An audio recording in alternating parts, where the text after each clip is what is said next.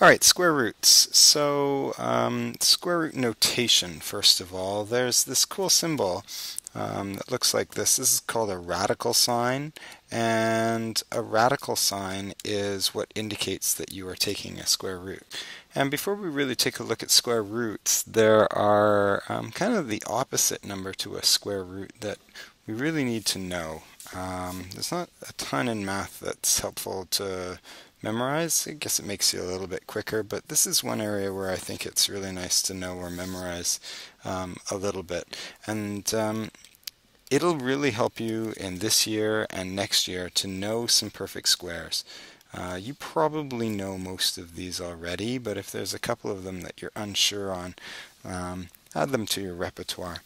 So a perfect square is a number times itself. So 1 times 1, or 1 squared, which is 1. And so you should know the following list: 2 squared, 3 squared, 4 squared, 5 squared, 6, 7, and 8, 9 squared. Soon they get a little tougher. So some people forget 11 squared, 12 squared, and then 13 squared, 14 squared, and 15 squared. If you know above that, that's fantastic, but these ones sometimes people get a little stuck on. 13 squared is 169, and 14 squared is 196. So if you can remember one, usually you can remember the other, and then 225 is 15 squared. If you know these ones, it just makes doing square roots a lot faster, because essentially square roots are the opposite of this. Instead of squaring, we're now square rooting. Instead of two numbers that multiply up to something, we're thinking of two numbers that multiply to make that what are one of the original numbers.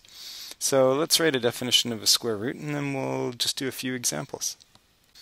Okay, so a square root is the number times itself that results in the number inside a radical sign. That's a pretty long sentence with a lot of information in it. So let's just take a look at an example.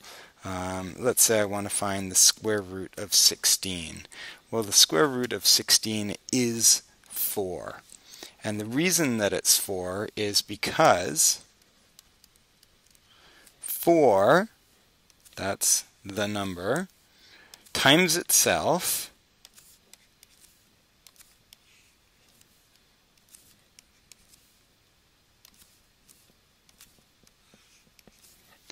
results in the number that's inside the radical sign. Oh yeah, the number that's inside the radical sign is 16. So we're looking for two numbers that are the same that give you the number that's inside the radical sign. So another example, what's the square root of 100? And if you want to do these, you can always pause the video before I move on for each one, but it's 10, because 10 times 10 is 100. We'll make these a little bit harder. 2,500.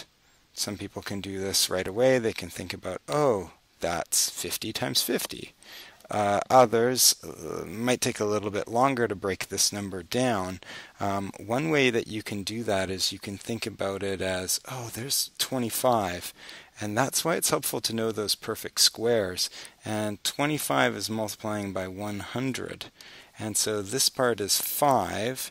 And this part is 10, and so you get 5 times 10, which is 50. So some people can skip that middle step.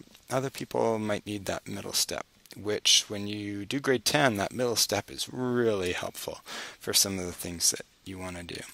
So try this next one. What's the square root of negative 16? Now, if you said negative 4, is that true? Is negative 4 times negative 4 negative 16? And if you said something else, that's a number, is it true that the number that you said times itself gives you negative 16? Because it's pretty much impossible using real numbers to actually get the answer to this. So the answer does actually not exist. There's no answer that gives you a number times itself that's negative 16. When we move into fractions, it's pretty easy. Just think about the top and the bottom as separate questions. And so this is 2/3. And for those of you who've forgotten fractions, 2/3 times 2/3, multiply the tops, multiply the denominators, you get 4/9. So 2/3 is the correct answer. When you get questions with parts to them, you have to remember BEDMAS. And BEDMAS says do brackets first, and square roots are treated like brackets. So do those first. They're actually treated like exponents. So when we do see some in further grades where there's brackets and exponents together, they're actually technically exponents, but we won't see that till grade 10. So do the square roots first, that's 2 and that's 3, then do the adding, which is 5. You'll notice that if you try to add those square roots together, you'll get like the square root of 13, and that doesn't work out very nicely. I think almost everything in this section works out quite nicely. It's not until the next section when we start estimating the square roots. And the last one, what if you have a crazy number like 2.15 squared inside your square root?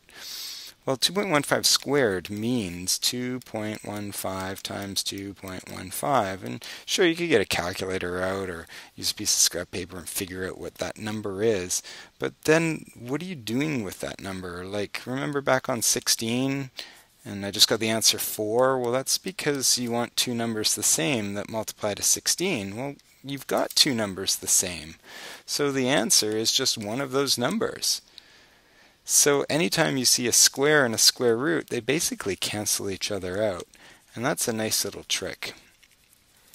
And again, a lot of this stuff we'll see again in grade 10. There's a whole unit really working on this stuff. You can always come back and refer to these videos if you'd like as well. That should be enough to get you started for the working class, and see you then.